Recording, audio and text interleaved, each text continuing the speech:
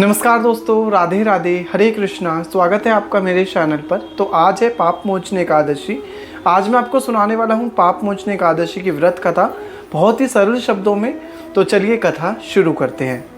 धर्मराज युधिष्ठिर बोले, हे भगवान, मैंने फाल्गुन माह के शुक्ल पक्ष की एकादशी का महात्म्य सुना। अब आप चैत्र मास के कृष्ण पक्ष की एकादशी के बारे में बतलाइए। इस एकादशी का नाम और इसमें कौन से देवता की पूजा की जाती है तथा इसकी विधि क्या है, सो सब सविस्तार पूर्वक कहिए। श्री कृष्ण भगवान बोले, हे राजन, एक समय मानधाता ने लोमेश ऋषि से ऐसा ही प्रश्न पूछा था।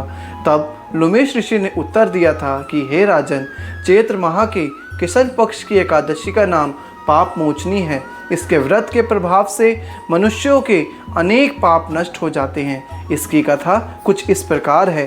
प्राचीन समय में चैत्ररथ वन में अप्सराएं निवास करती थीं। वहाँ हर समय बसंत रहता था। उस वन में एक मेधावी नामक मुनि तपस्या करता थे। वह शिव भक्त थे।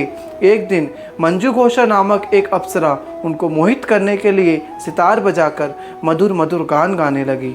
उस समय शिव के शत्रु अनंग यानी कि कामदेव भी शिव भक्ति मेधावी मुनि को जीतने के लिए तैयार हो गए।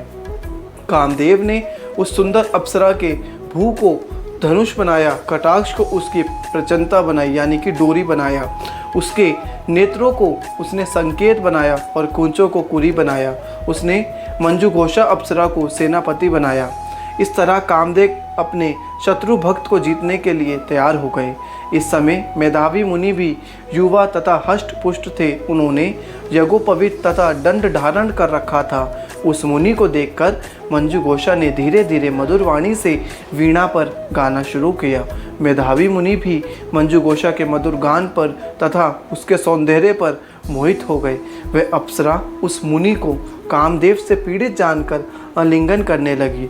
वह मुनि उसके सौंदर्य पर मोहित होकर शिव रहस्य को भूल गए और काम के वशीभूत होने के कारण उन्होंने दिन और रात का कुछ भी ध्यान न रहा। एक दिन मंजुघोषा उस मुनि से बोली, हे मुनि, अब मुझे बहुत समय हो गया है, मुझे स्वर्ग जाने की आज्ञा दीजिए।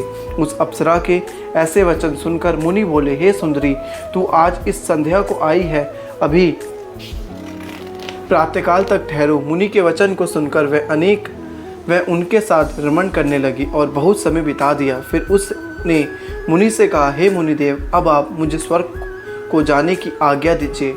मुनि बोले, अरे अभी तो कुछ भी समय नहीं हुआ है, अभी कुछ देर और ठहर। इस पर वह अप्सरा बोली, हे मुनि, आपकी रात्रि तो बहुत लंबी है, अब आप सोचिए कि मुझे आपके पास आए कितना समय हो गया है। उस अप्सरा के वचन को सुनकर मुनि को ज्ञान प्राप्त हो गया और समय का विचार करने लगा। जब रमण करने का समय का प्रमाण निकला तो वह 57 साल 7 माह और 3 दिन ज्ञात हुआ। तो वह उस अप्सरा को काल का रूप समझने लगे। वह महान क्रोधित हुए और तप का नाश करने वाली उस अप्सरा की तरफ देखने लगे। उनके उदर कांपने लगे और इंद्रियां व्याकुल होने लगी। तब मुनि उस अप्सरा से बोले, हे दुष्टा, मेरे तप को नष्ट करने वाली, अब तू मेरे शाप से पिशाचनी हो जा। तू महान पापनी और दुराचारणी है, तुझे धिक्कार है। उस मुनि के श्राप से पिशाचनी हो गई।